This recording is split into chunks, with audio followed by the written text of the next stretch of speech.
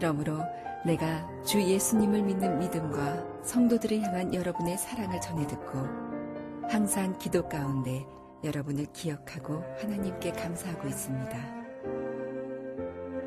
우리 주 예수 그리스도의 하나님, 영광의 아버지께서 지혜와 계시의 영을 여러분에게 주셔서 하나님을 더 잘 알게 하시며 여러분의 마음을 밝혀 우리에게 주시려고 예비해 두신 것을 깨닫도록 기도합니다. 또한 하나님의 백성에게 약속하신 복이 얼마나 풍성하고 놀라운지 깨닫도록 기도하고 있습니다.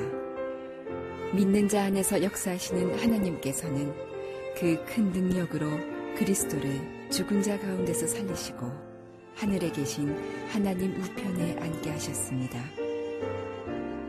하나님께서는 그리스도를 모든 지배자, 권세자, 왕들, 이 세상과 다음 세상에 있을 그 어느 누구보다도 뛰어나게 하셨습니다. 하나님께서는 만물을 그의 발 아래 두시고 그리스도를 교회의 머리로 삼으셨습니다. 교회는 그리스도의 몸이며 모든 것을 넘치도록 채우시는 분이 계신 곳입니다.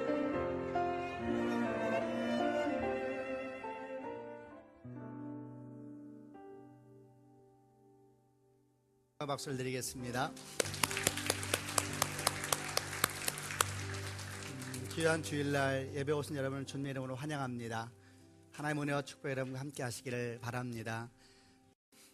가슴에 손을 얹고 우리 믿음을 고백하고 함께 말씀을 듣도록 하겠습니다. 제가 먼저 고백하겠습니다. 하나님은 나를 사랑하십니다. 나는 그 사랑 안에 있습니다. 하나님은 오늘 나에게 말씀하실 것입니다. 그 말씀에 능력이 있습니다. 그 말씀에 생명이 있습니다. 내 마음을 하나님께 열겠습니다. 내 생각을 예수님께 집중하겠습니다. 들은 만큼 변합니다. 들은 만큼 행복해집니다. 지난 주일부터 저희가 에베소서 말씀을 함께 나누고 있습니다. 3년 동안 머물면서 교회를 세우고 헌신하였더니 하나님께서 큰 부흥을 주셨던 교회가 에베소 교회였습니다. 그럼에도 불구하고 큰 핍박도 함께 일어나서 눈물을 머금고 도망하듯이 나왔던 교회가 에베소 교회였기 때문에 사도 바울은 에베소 교회를 생각할 때마다 감사가 있고 눈물이 있고 또 기도가 있는 교회였습니다. 그 교회에 사랑을 담아서 눈물을 담아서 보낸 편지가 에베소서인데 지난 주일날 제가 처음 말씀을 함께 나누면서 첫 메시지가 사도 바울이 에베소 교인들에게 전하고 싶었던 첫 메시지가 하나님께서 우리에게 주신 하나님의 신령한 복에 대한 말씀을 나누었습니다. 우리가 얼마나 복된 사람들인지 하나님께서 우리에게 주신 복이 얼마나 놀라운 것인가에 대한 이야기를 나눴습니다. 먼저는 우리를 주께서 구원하시고 택하셨는데 그 택하심이 그 구원하심이 창세전부터 시작된 것이다 라고 말씀하면서 우리의 삶이나 우리 행동을 말미암아 선택한 것이 아니기 때문에 동시에 우리의 삶 때문에 주님은 우리를 포기하지 않으실 것이다 함께 말씀을 나누었고 우리의 삶이나 우리가 드린 것으로 말미암아 선택한 것이 아니기 때문에 구원에 대해서 자랑할 것이 없다 오직 감사함으로 걸어가야 되는 것이다 이야기를 나누었습니다. 더 나아가서 우리는 축복을 쫓아가는 인생이 아니다. 축복은 이미 주어진 것이고 우리에게 주어진 축복을 믿음으로 걸어가는 것이 그리스도인의 삶이다라는 이야기도 나누었습니다. 또 사도 바울은 하나님께서 우리에게 주신 신령한 복의 두 번째를 말하면서 우리가 더 이상 노예가 아니라 자유인이다. 우리가 그리스도의 자녀가 하나님의 자녀가 되었다라고 이야기를 합니다. 예수로 말미암아 이제 우리는 죄로부터 자유하게 되었고 더 이상 죄에 묶임받은 노예가 아니라 자유인이다 이야기를 합니다. 또 사도 바울은 하나님의 신령한 복에 대해서 말하면서 우리에게 하나님께서 성령을 주셨다라고 이야기를 합니다. 성령은 하나님께서 우리에게 베풀어 주신 온갖 아름다운 복에 대한 표시와 같은 것이고 사인과 같은 것이다. 개역성경에는 도장을 찍었다라고 이야기하는 말씀들을 함께 나누었습니다. 도장이라는 것은 보증이지요. 도장을 찍었다는 것은 권위이지요. 도장을 찍었다는 것은 보호이기도 합니다. 사도 바울은 아마도 에베소 교인들 가운데 정말 우리가 얼마나 복된 사람들인지 우리가 얼마나 귀한 사람들인지를 또 알리고 싶었던 마음이 있었던 것 같습니다. 사랑하는 여러분, 오늘 말씀을 나누면서 먼저 여러분 다시 한번 축복해드리고 기억시켜드리기를 원합니다. 우리가 참 존귀한 사람입니다. 아멘. 여러분도 저도 우리 모두가 주 앞에 존귀한 사람들이니 오늘 저희가 말씀을 나누면서 그 존귀케 하심이 다시 한번 더 가까이 드러나는 축복된 시간이 되기를 바랍니다. 오늘 말씀은 이렇게 우리에게 주신 아름다운 신령한 복을 말씀하고 난 다음에 에베소 교인을 향하여 사도 바울이 드리는 기도에 대한 내용입니다. 진솔한 기도, 진정한 기도, 마음에서부터 나오는 기도는 그 인생의 엑기스와 같은 것이고 인생의 진액과 같은 것입니다. 기도에는 인생이 담겨 있고 눈물이 담겨 있고 믿음이 담겨 있을 뿐만 아니라 고통이 담겨 있고 갈등도 담겨 있습니다. 진솔한 기도에는 하나님을 향한 우리 모든 삶을 드리는 헌신도 담겨 있고 사랑과 열정도 담겨 있기 때문에 기도에 대해서 묵상한다는 것은 사실 우리에게 많은 것을 보여주시는 또 가르쳐주시는 귀한 묵상입니다. 오늘 저희가 사도 바울이 에베소 교회에 보낸 편지를 묵상하고 함께 배우면서 우리의 기도를 점검하고 우리 또한 그 기한 가운데 있는 기도를 함께 드릴 수 있는 시간이 되기를 바랍니다. 먼저 15절과 16절 말씀을 보면서 사도 바울의 기도 속으로 들어가 보겠습니다. 15절과 16절을 같이 읽겠습니다. 시작. 그러므로 내가 주 예수님을 믿는 믿음과 성도들을 향한 여러분의 사랑을 전해 듣고 항상 기도 가운데 여러분을 기억하고 하나님께 감사하고 있습니다. 오늘 사도 바울이 기도에 대한 첫 그림은 감사에 대한 이야기로부터 시작됩니다. 항상 기도 가운데 여러분을 기억하고 하나님께 감사하고 있습니다 라고 말씀하면서 그가 기도할 때 가장 먼저 주 앞에 고백하는 것은 여러분을 향한 감사입니다. 하나님께 참으로 감사합니다 라는 내용을 합니다. 그리고 그 감사의 이유가 뭐냐면 에베소 교인들이 가지고 있었던 주님을 향한 믿음과 그리고 성도 상호 안에 흐르고 있는 사랑에 대해서 이야기를 합니다. 믿음과 사랑이라는 것은 신앙의 두 기둥과 같은 것이니까 그 이야기를 전해 들었을 때 사도 바울의 마음이 분명 뿌듯했을 것입니다. 그래서 그 감사함을 하나님께 드리고 있는 것입니다. 그런데 여러분 이 부분만 볼 뿐만 아니라 사도 바울의 서신서를 전반적으로 보면서 그분의 기도와 그분의 메시지를 보게 되면 오늘 저희가 주목할 것은 그분이 감사한 이유에 먼저 주목하기보다는 그분은 참으로 감사하는 사람이었다라는 그분의 삶의 태도에 대해서 삶의 바닥에 대해서 삶의 중심에 대해서 먼저 주목을 해야 합니다. 여러분 우리 모두가 생각하는 교회를 조금이라도 다닌 분들은 사도 바울에 대한 얘기를 참 많이 들었습니다. 신약 성경의 많은 부분이 그분이 성령의 감동을 따라 기록하지 않았습니까? 그러니까 사도 바울에 대해서 다들 들은 것이 많을 겁니다. 그리고 각자 나름대로 사도 바울에 대한 느낌이 있을 것 같습니다. 자, 여러분 제가 질문을 하겠습니다. 여러분이 생각하는 사도 바울은 어떤 느낌의 사람입니까? 여러분 제가 똑같은 질문을 사람들에게 해보았습니다. 그런데 이렇게 보통 말을 하더라고요. 그분을 생각하면 참 강한 분처럼 보인다는 겁니다. 이방인을 향한 뜨거운 사명, 복음을 위하여서는 목숨도 아깝지 않고 나아가는 열정들, 그분을 생각하면 목표를 향해서 한 걸음에 달려가는 목적 지향적인 사람, 또는 하나님께서 주신 사역을 위해서라면 그 어떤 위기도 감당하면서 걸어가는 사역 지향적인 사람, 그런 느낌의 사람이라는 마음이 든다는 겁니다. 여러분은 어떻습니까? 아마 이런 표현들을 한마디로 말하면은 바늘로 찔러도 피 한 방울 나오지 않을 것 같은 아주 강한 의지의 사람, 이런 느낌이 사도 바울에 대해서 일반적으로 사람들이 가지고 있는 느낌인 것 같습니다. 아마도 이런 사도 바울에 대한 느낌은 다 이유가 있을 것입니다. 그가 얼마나 열정적인 사람이었습니까? 또 그가 복음을 위해서 얼마나 충성된 사람이었고 목숨도 두려워하지 아니하고 수많은 위기와 위험 속에서도 복음을 향해 달려간 사람이었습니까? 그런데 여러분 만약에 사도 바울을 생각하면서 다만 그의 투철한 열정과 사명만을 생각한다면 그의 내면에 대해서 참으로 오해하고 있는 것입니다. 왜냐하면 오늘 저희가 성경에서 보는 내용만이 아니라 성경 곳곳을 쭉 찾아오면서 그들의 마음의 내면을, 그분의 마음의 내면을 묵상하다 보면 그가 가지고 있는 열정만이 아니라 오히려 우리가 만나게 되는 것은 그의 눈물과 감사, 그리고 그의 삶 가운데 있는 사랑이 가득 찬 모습을 볼 수 있기 때문입니다. 사실 여러분 사도 바울은 참으로 겸손한 사람이었고 따뜻한 눈물을 가진 사람이었고 온유하기까지 한 사람이었습니다. 이 내용을 잘 보여주는 설명 중 하나가 고린도 후서에 보낸 글 중에 나와 있는데, 고린도 교회는 문제가 많은 교회였습니다. 그래서 고린도 성경을 보다 보면 문제에 대해서 많이 이야기를 하고 있는데, 그 과정 가운데 사도 바울이 이런 내용을 설명하면서 당신에 대해서, 자기 자신에 대해서 고린도 교회에게 설명을 합니다. 나는 여러분과 얼굴을 맞대고 있으면 유순하다가도 여러분을 떠나 멀리 가 있으면 담대해집니다.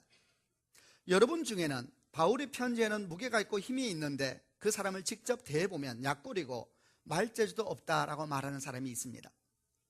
우리는 스스로를 칭찬하는 사람들로 비추어지거나 그런 사람들과 비교될 생각이 조금도 없습니다. 우리는 정해진 한계를 넘어서 자랑하지 않으며 하나님께서 맡겨주신 영역 안에서만 자랑합니다. 그러니까 그 당시에 사도 바울의 모습을 보면서 이런저런 사람들이 말하는 모습 중에 하나가 뭐였냐면, 그 사람은 글을 보면 힘이 있고 능력이 있는데 사람을 대해보니까 너무 약골이라는 거예요. 아무것도 아니네, 이런 생각이 들었나 봅니다. 글을 보면 무게가 있고 힘이 있는데 그 사람을 직접 대해보면 약골이고 말재주도 없다, 이렇게 사람들이 표현하기를 하는 사람들이 있었다는 이야기입니다. 여러분, 사실 우리가 알고 있는 사도 바울에 대한 강인한 이미지는 그의 글 때문에 그런 것입니다. 우리가 대부분 보는 것은 사도 바울이 쓴 서신입니다. 그런데 성경에서 보여주는 그분의 느낌과 인상은 그의 글은 강하나 그의 삶은 참으로 따스했다는 것입니다. 여러분 생각해보면 이해가 됩니다. 그가 성도들과 함께 있을 때, 얼굴을 대면하여 보는 관계 속에 있을 때 그는 참으로 온유하고 겸손한 사람이었습니다.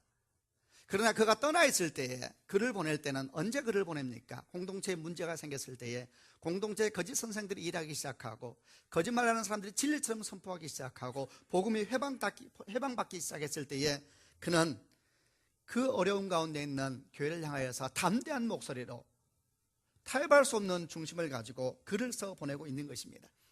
사실 어찌 보면 당연합니다. 함께 있을 때에는 어떤 위기가 오더라도 그가 다 그것을 뚫을 수 있는 영적인 힘이 있는 사람이었지만, 함께 있지 못할 때에는 거짓 사람들이 더 힘을 내고 일을 하였고 그들이 진리인 것처럼 말을 했으니까 그들을 향하여 글을 보낼 때 얼마나 강할 수밖에 없었겠습니까? 결국 이런 것입니다. 사도 바울은 어떤 사람인가?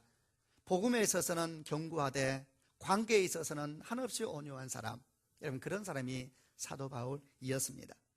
데살로니가전서 2장 내용을 보게 되면 이런 표현도 나옵니다. 우리가 여러분을 얼마나 온유한 마음으로 대했는지를 아실 것입니다. 어린 자녀를 돌보는 어머니 심정으로 여러분을 대했습니다. 우리는 아버지가 자녀를 대하듯이 여러분 한 사람 한 사람을 돌보았습니다. 여러분을 높여주고 위로하며 하나님을 위해 선한 일을 살아가라고 가르쳤습니다. 왜냐하면 하나님께서는 여러분을 그분의 영광스러운 나라로 불러주셨기 때문입니다.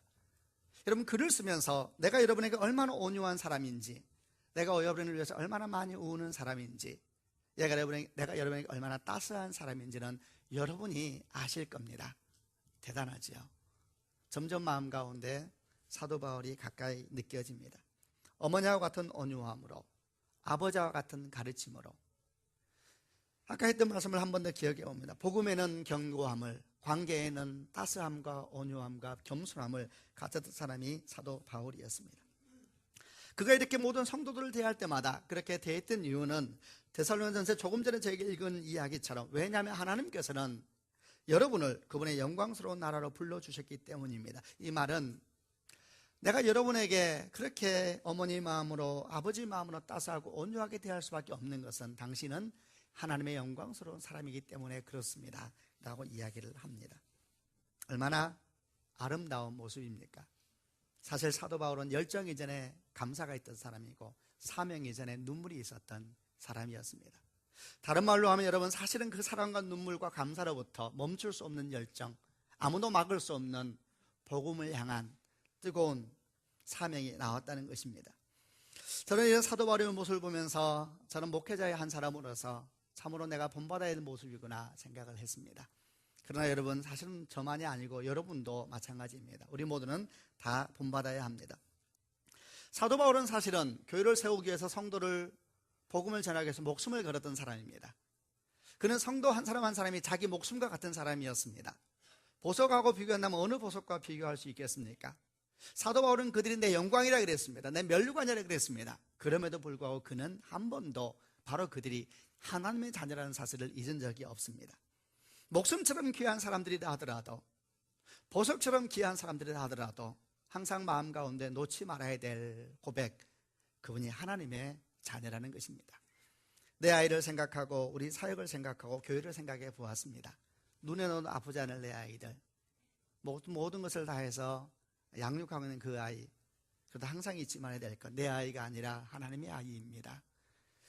우리가 눈물로 함께 만들고 있는 하나님의 아름다운 교회, 이렇게 귀하게 만들어져 가고 있습니다. 그래도 잊지 말아야 됩니다. 우리 교회가 아니고 하나님의 교회입니다. 우리가 헌신을 하고 우리가 사랑을 들여서 하는 사역들이 있을 때 충성을 다해야 합니다. 힘을 다해야 합니다. 그래도 잊지 말아야 합니다. 내 사역이 아니고 하나님의 사역입니다. 어떤 사람이 이렇게 말할지 모릅니다. 목사님, 저는 그 동의 못하겠습니다. 나는 내가 헌신할 때에 내 거라 생각하면 막 헌신이 불같이 일어납니다. 내 거, 내 교회, 내 자식, 그러면 나는 불같은 열정이 막 일어납니다. 성경은 아니다 이렇게 말합니다. 비슷해 보이는 열정이어도 욕심과 욕망이 함께 있고 비슷하게 느껴지는 사명이어도 상처와 분노가 함께 가니 주께서 아니다 그러십니다. 저희 교회가 작년에 임직자 스쿨을 했습니다. 처음 했지요. 벌써 작년입니다. 임직자 스쿨을 하면서 저희가 10가지 리더의 다짐이라는 것을 이렇게 만들어서 임직식 끝나고 난 다음에 드렸습니다. 아마 저는 그 다짐은 저희 교회와 항상 함께 갈 것 같습니다. 서울드림교회가 생각하는 리더란, 서울드림교회가 생각하는 헌신이란, 서울드림교회가 주께 드리기 원하는 사랑이란 아마 그 10가지 고백 속에 있을 것 같습니다. 그 중에 이런 표현이 있었는데 다시 생각나서 감사했습니다. 나는 주인 행세를 하지 않고 주인의 마음을 가진 리더가 되겠습니다. 참 좋은 고백이다 생각되어지면서 만약 우리가 이 고백을 놓치지 않는다면 우리가 사도 바울처럼 참 칭찬받겠구나 이런 생각을 했습니다. 그런데 여러분, 원래 사도 바울이 이런 사람은 아니었습니다. 사도 바울이 예수를 만나기 전에는 그때도 그는 참으로 지적인 사람이었고 열정적인 사람이었고 충성된 사람이었고 놀라운 카리스마가 있는 사람이었습니다. 여러분, 그는 손꼽히는 지식인이었습니다. 그는 하나님의 영광이라고 생각했던 것을 목숨을 걸고 일했던 충성되고 열정적이고 그리고 아무도 그를 함부로 건들 수 없는 놀라운 카리스마도 있었던 사람이라는 이야기입니다. 그러나 그때 그는 눈물의 사람은 아니었습니다. 그때 그는 감사의 사람은 아니었습니다. 아마도 지식이 감사를 가르쳐주는 건 아닌가 봅니다. 열정도 심지어는 충성됨도 우리에게 눈물을 가르쳐주지는 않나 봅니다. 눈물을 알게 한 것은, 사도 바울이 눈물의 사도가 된 것은 오직 한 가지 은혜입니다. 그가 예수를 만나고 난 다음에 그는 은혜라는 것을 알게 되었습니다. 자격이 없는 자에게 주신 은혜, 그리고 그를 구원하기 위하여서 저 골고다 언덕에서 죽으신 예수 그리스도가 깊이 마음속에 들어오면서 그는 그 마음과는 뜨거운 눈물을 가지게 되었습니다. 은혜를 모르는 사람은 감사를 모르는 사람입니다. 그런 사람이 지식을 가지면 사람을 죽이게 되고, 그런 사람이 열정을 가지면 사람은 상처받게 되고, 그런 사람이 충성되면 사람들은 당황하기 시작합니다. 여러분, 오늘 저는 사도 바울의 삶을 보면서 자연스럽게 이렇게 묵상을 하게 되었습니다. 그렇구나. 2013년 우리가 무엇을 기도해야 될까? 우리는 지식을 구하기 전에, 우리는 열정을 구하기 전에, 우리는 능력을 구하기 전에 주 앞에 감사하는 것을 구해야 되는 한 해가 되어야 될 줄로 믿습니다. 그 사랑 속에서, 그 눈물 속에서, 그 감사 속에서 위대한 기둥들을 만들어 갑시다. 주님을 알아가는 열정, 지식을 배워가고 주 앞에 충성하는 충성됨을 배워가고, 그리고 무엇도 막을 수 없는 열정과 열심으로 나아가는 한 해가 되기를 주님의 이름으로 축복합니다. 모든 삶의 바닥에는 감사가 있어야 됩니다. 그리고 그 감사와 눈물이 우리의 헌신을 보호할 것이고 우리의 충성을 보호할 것이고 거룩한 지식에 권능을 더하여 주실 줄로 믿습니다. 또 사도 바울은 두 번째, 에베소 교회를 위하여 이렇게 기도를 하기 시작합니다. 17절 말씀을 같이 한번 읽도록 하겠습니다. 읽겠습니다. 우리 주 예수 그리스도의 하나님, 영광의 아버지께서 지혜와 계시의 영을 여러분에게 주셔서 하나님을 더 잘 알게 하시며, 두 번째 기도는 하나님을 더 잘 알게 하여 주시옵소서 라는 기도입니다. 사도 바울은 더 나아가서 이 하나님을 더 잘 알게 하기 위해서 무엇을 덧붙이냐면, 사랑하는 주의 백성들에게 지혜와 계시의 영을 주시옵소서 이렇게 말을 합니다. 지혜와 계시의 영이 임할 때 하나님을 더 잘 알아간다는 것을 사도 바울이 알고 있는 것이고, 그래서 에베소 교인들을 위하여서 지혜와 계시의 영을 주셔서 하나님을 더 잘 알게 하여 주시옵소서 기도하고 있는 것입니다. 신앙의 깊이는 하나님을 아는 것의 깊이입니다. 요한복음 17장에서 예수님께서는 제자들을 위하여서 십자가를 앞에 두고 기도하실 때 이런 내용이 나옵니다. 영생은 곧 유일하신 참 하나님과 그의 보내신 자 예수 그리스도를 아는 것입니다. 영생은 하나님과 예수님을 아는 것입니다. 오 주여, 당신이 사랑하는 사람들이 이 하나님과 예수 그리스도를 알게 하여 주셔서 영생에 이르게 하소서라는 기도입니다. 그분을 안다는 것은 그분의 성품을 아는 것이고 그분의 약속을 아는 것입니다. 또 그분을 안다는 것은 지식을 넘어서 그분의 임재를 경험하는 인격적인 만남을 의미하기도 합니다. 여러분, 이런 묵상을 하다 보면 사도 바울이 지혜와 계시의 영을 주셔서 하나님을 더 잘 알게 해달라고 기도를 하고 있구나 라는 묵상을 하다 보면 당연히 이런 질문을 하게 됩니다. 그러면 하나님을 제대로 모르면서도 신앙생활을 할 수 있다는 이야기인가? 예, 그런 사람이 많습니다. 심지어 어떤 사람은 하나님을 왜곡해서 알고 있습니다. 그러면서 그 하나님이 마치 성경 속에 있는 그 하나님인 줄 생각하여서 신앙생활을 하는 사람이 있다는 이야기입니다. 고대 중세를 암흑시대라 그럽니다. 그때는 세계에서 모든 힘이 기독교가 가지고 있었습니다. 그리스도라는 이름으로 모든 것을 다스렸습니다. 그러나 암흑기였습니다.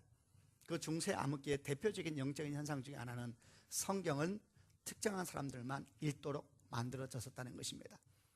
성경은 아주 어려운 고대 언어로 쓰여 있어서 오직 배운 사람들만, 신부님들과 배운 사람들만 성경을 읽을 수가 있었습니다. 원래 그 의도는 처음에는 좋은 의도였습니다. 배우지 못한 사람들이, 무지한 사람들이 혹시라도 하나님의 뜻을 함부로 해석할까 봐 배운 사람들이 바르게 해석하기 위해서 성경을 어려운 언어로만 써왔는데, 그러나 사람은 타락해 가는 것이고 세상은 타락해 가는 것이지요. 세상이 타락해 가면서 결과적으로 이런 선한 의도는 점점 사라지고 사람들은 하나님을 독점하기 시작했습니다. 얼마나 나쁜 일입니까? 하나님을 독점하면서 그들이 타락에 빠지면서 그들의 욕망과 욕심을 이루기 위하여서 성경을 마음껏 사용했습니다. 하나님은 그들의 손 아래에 있는 수단이었습니다. 그들은 자기 뜻대로 해석했습니다. 그리고 그것이 하나님의 뜻이라고 가르쳤습니다. 그 최종점이 죄를 사해주는 면죄부를 만들어서 팔면서 그것 또한 하나님의 뜻이라 그랬습니다. 하나님께서 말씀하신 것이라 그랬습니다. 돈을 많이 주면 죄를 사해주는 증서를 나누어 주면서 돈을 모았던 것입니다. 이런 어둠 가운데서 오직 성경으로 돌아가자라는 외침이 종교개혁으로 나타났습니다. 여러분, 중세시대에만 이렇게 하나님의 말씀을 막는 사람들, 하나님의 말씀을 바르게 알지 못하게 하는 사람이 있었던 것이 아니라 예수님께서 일하셨던, 주님이 사역하셨던 그 당시에도 있었습니다. 바리새인과 서기관들, 그들이 바로 그랬습니다. 마태복음 23장 13절 말씀에 화 있을진저 외식하는 서기관과 바리새인들이여, 너희는 천국문을 사람들 앞에서 닫고 너희도 들어가지 않고 들어가려 하는 사람들도 들어가지 못하게 하고 있구나. 주님께서 바리새인과 서기관한테서 이렇게 말씀합니다. 화가 있을 것이다, 위선자들이여. 너희는 천국문을 닫더니 그 앞에 서서 너희도 들어가지 않고 다른 사람이 들어가려고 하는 걸 못 들어가게 막고 있구나. 그렇게 말을 하고 있습니다. 예수께서 있었을 때 당시에도 또 중세시대에만 그랬습니까? 아닙니다. 오늘날도 그런 사람들은 참 많습니다. 자신의 이익을 위하여서, 자신이 하고 싶은 메시지를 전하기 위해서 성경을 마음대로 해석하는 사람들이 있습니다. 이들은 도대체 누구입니까? 자신의 이익을 위해서 사람들의 영혼을 도적질하는 사람입니다. 이들은 말하기를 자신들만이 성경을 제대로 풀 수 있다고 말합니다. 그들은 사람들의 영혼을 빼앗는 방법을 압니다. 그것은 사람들의 마음에 있는 두려움과 이기심을 100% 최대한 이용하는 것입니다. 당신들만 복이 있다, 이곳에만 구원이 있다, 이곳 떠나면 버리운 자다, 목사님도 안 가르쳐준 것 가르쳐주겠다. 사람들 안에 있는 이기심과 욕망과 두려움을 마음껏 이용하여서 그들은 사람들의 영혼을 뺏고 있는 사람들입니다. 이들은 누구입니까? 악한 사람들이요, 참으로 죄 가운데 거하는 사람들이고 참으로 영혼을 도적질하는 사람들입니다. 가장 나쁜 죄입니다. 이들은 거짓 선지자들입니다. 영혼을 살리는 사람이 아니라 죽이는 사람들입니다. 하나님의 자리를 훔치고 하나님의 이름으로 하나님의 행사를 하는 사람들입니다. 여러분, 그런데 이런 사람들은 어느 시대에나 있었다는 겁니다. 사도 바울은 간곡히 기도합니다. 오 주여, 이들에게 지혜와 계시 영을 주옵소서. 그래서 하나님을 더 잘 알게 하여 주시옵소서. 사랑하는 여러분, 금년 한 해가 이런 기도가 여러분 가운데, 제 가운데 터져나오는 축복이 있기를 바랍니다. 오 주여, 나에게 지혜와 계시 영을 주셔서 하나님을 더 잘 깨닫게 하여 주시옵소서. 성경은 하나님을 알아가는 책이고 하나님을 우리에게 알려주는 계시책입니다. 그런데 여러분, 성경은 결코 어려운 책이 아닙니다. 만약에 성경이 어려운 책이었다면 배운 사람들, 똑똑한 사람들만 그 책을 이해할 수가 있었을 것입니다. 다시 말하지만 성경은 결코 어려운 책이 아닙니다. 그러나 다만 한 가지, 성경은 믿음이 없으면 깨달을 수가 없는 책입니다. 그런 면에서 성경은 비밀인 것입니다. 성경은 어려운 책이 아니라 비밀의 책입니다. 믿음이 없으면 깨달을 수가 없기 때문에 그런 것입니다. 그럼 무슨 믿음이 필요한가? 첫째는 예수 그리스도를 믿는 믿음을 가지고 성경을 대해야 합니다. 두 번째는 예수께서 보내신 지혜와 계시의 영, 성령을 믿어야 합니다. 그분이 나에게 성경을 풀어주시는 분이시다, 그분이 나에게 성경을 깨닫게 하는 분이시다라는 믿음을 가지고 말씀을 대해야 되는 것입니다. 그럼 또 이렇게 질문하게 됩니다. 내 안에 성령이 계시는가? 여러분 안에 성령이 계십니까? 과연 내 안에 성령이 있는가? 우리는 사실 질문해야 됩니다. 성경은 우리가 믿음에 있는가 시험하고 확인하라 그랬습니다. 그렇지 않으면 너희 안에 성령이 있다는 것, 너희가 예수 안에 있다는 걸 깨닫지 못하면 너희가 버려온 자라 그랬습니다. 알아야 된다 그랬습니다. 내 안에 과연 성령이 계시는가? 어떤 사람이 이렇게 생각합니다. 하나님, 목사님 제 안에 성령이 안 계신 것 같아요. 나는 방언도 못하고 나는 뜨겁게 기도도 못하고, 하나님, 주님 슬프지만, 목사님 슬프지만 제 안에 성령이 없는 것 같아요. 아닙니다, 여러분. 성령의 역사는 참으로 다양합니다. 주님은 얼마나 넓고 깊고 높으신 분인지 모릅니다. 성령의 역사는 참으로 다양합니다. 그럼 도대체 우리 안에 성령이 있는 걸 어떻게 알 수가 있을까? 아주 단순한 한 가지가 있습니다. 고린도전서 12장 3절에 이런 말씀이 나옵니다. 누구든지 성령으로 아니하고는 예수를 주라고 할 수가 없느니라. 너무 단순해서 믿어지지가 않는 말씀. 누구든지 성령으로 아니하고는, 우리 가운데 성령으로 아니하고는 예수를 주라고 할 수가 없느니라. 자, 여러분, 다시 질문을 바꿔보겠습니다. 여러분은 예수를 주님이라고 믿으십니까? 아멘. 그럼 여러분 안에 성령이 있다고 믿으셔야 합니다. 여러분, 이 믿음이 역사하는 것입니다. 우리 안에 성령의 계심을 믿어야 합니다. 이 마음이 참으로 중요합니다. 만약에 여러분이 내 안에 성령이 계시는 거라고 믿게 되면 우리는 변화가 시작될 것입니다. 만약에 여러분 안에 성령이 계시다는 걸 믿게 되면 어떤 변화가 시작될 것입니까? 내 안에 성령이 계시니 과연 그분이 내 안에서 어떤 일을 하실까 관심을 갖게 될 겁니다. 내 안에 성령이 계시면 그 성령을 보호하게 될 겁니다. 여러분, 귀한 것을 가지는 순간, 품고 있는 순간 인생은 다 변하는 것입니다. 돈만 있어도 변하지 않습니까? 금은 보석만 품고 있어도 변하지 않습니까? 내 안에 성령이 계신다 라고 생각하는 순간 우리는 생각이 바뀌기 시작합니다. 그분은 어떤 분이실까? 그분은 어떻게 일하실까? 성령 충만이란 무엇일까? 그분이 일하실 때 방해가 되는 것은 무엇일까? 내 안에 성령이 계신데 그분이 거룩한 영이라 그랬는데 내가 어떻게 살아야 될까? 생각이 바뀌기 시작하는 것입니다. 여러분, 참 재미있습니다. 이렇게 생각이 흐르기 시작하면 또 반대의 증거입니다. 당신 안에 성령이 있다는 증거가 확연히 드러나는 것입니다. 우리는 믿어야 합니다. 내 안에 성령이 계시는구나. 왜? 내가 예수님을 주로 고백하기 때문에 그렇습니다. 그분은 어떤 분이십니까? 그분은 지혜와 계시의 영이십니다. 지혜와 계시의 영이라는 것은 어떤 뜻인가? 성경에 없는 새로운 것을 보여주시는 그런 분이라는 얘기가 전혀 아닙니다. 요한복음 14장 26절 말씀, 보혜사 곧 아버지께서 내 이름으로 보내실 성령, 그가 너희에게 모든 것을 가르치시며 내가 너희에게 말한 모든 것을 생각나게 하시리라.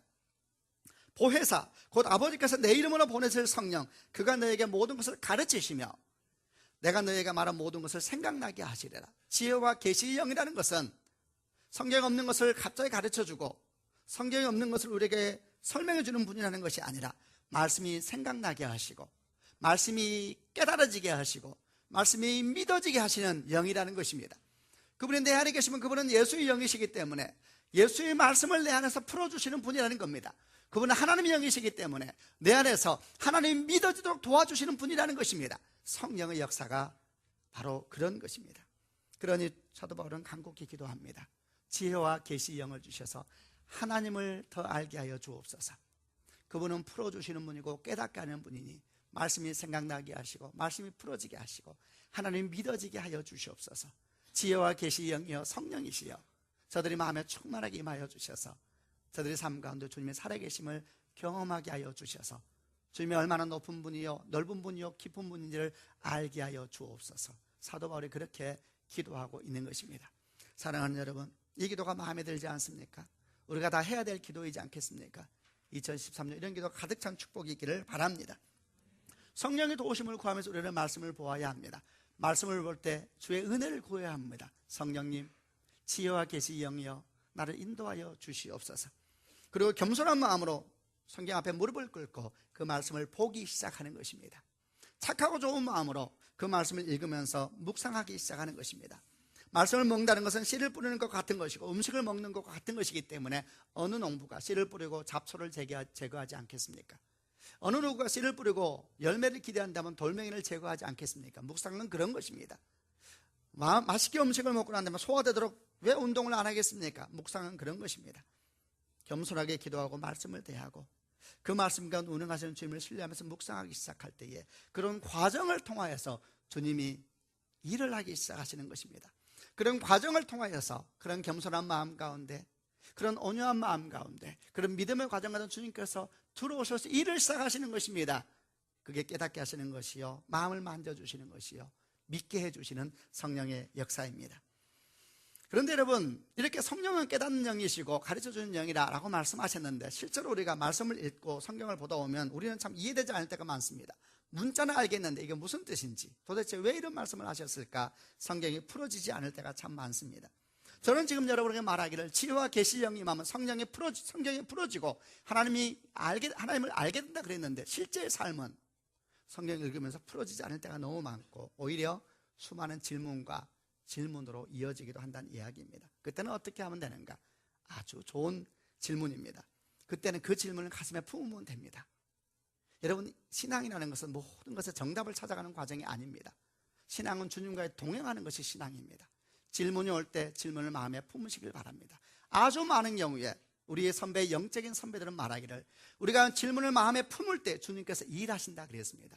마음의 질문을 품고 주 앞에 걸어가는 것입니다. 아주 좋은 영적인 훈련입니다. 왜냐하면 주님은 그 질문을 통해서 기도하게 하시고, 그 질문을 통해서 주 앞에 나오게 하시고, 그 질문을 통해서 고민하게 하시고, 그 질문을 통해서 주 앞에 계속 걸어오게 하시는 분이시니, 질문을 가슴에 품는 것처럼 아름다운 영적 여러분 훈련이 없는 것입니다. 모를 때는 품는 것입니다. 그리고 믿음으로 계속 걸어가는 것입니다. 그러면 어떤 일이 생기는가? 어느 날 갑자기 질문이 풀어지기 시작할 것입니다. 답을 찾게 될 것입니다. 아니면 어느 날 갑자기 자기 마음을 돌아볼 때에 그렇게 품었던 질문이 녹아있다는 걸 보게 될 겁니다.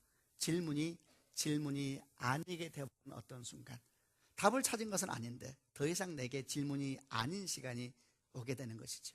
이런 모든 과정은 성령이 하시는 것입니다. 그분은 지혜와 계시 영이셔서 여러분 마음 가운데, 제 마음 가운데 온유하게 임하여 주셔서 우리가 주의 말씀 앞에 겸손하게 무릎을 꿇을 때 그렇게 일해 나가시는 분이십니다. 사랑하는 여러분, 새해가 벌써 2주요 특별 새벽기도 기간입니다.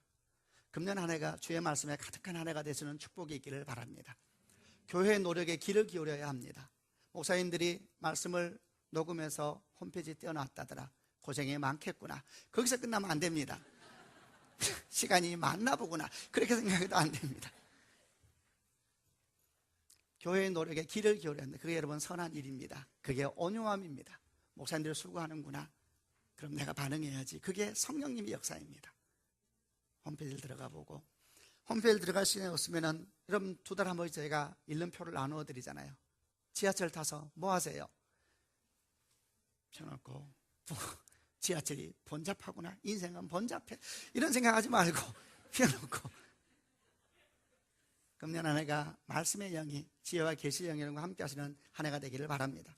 세 번째, 사도 바울은 계속해서 기도합니다. 18절 말씀을 같이 읽어보겠습니다. 읽겠습니다.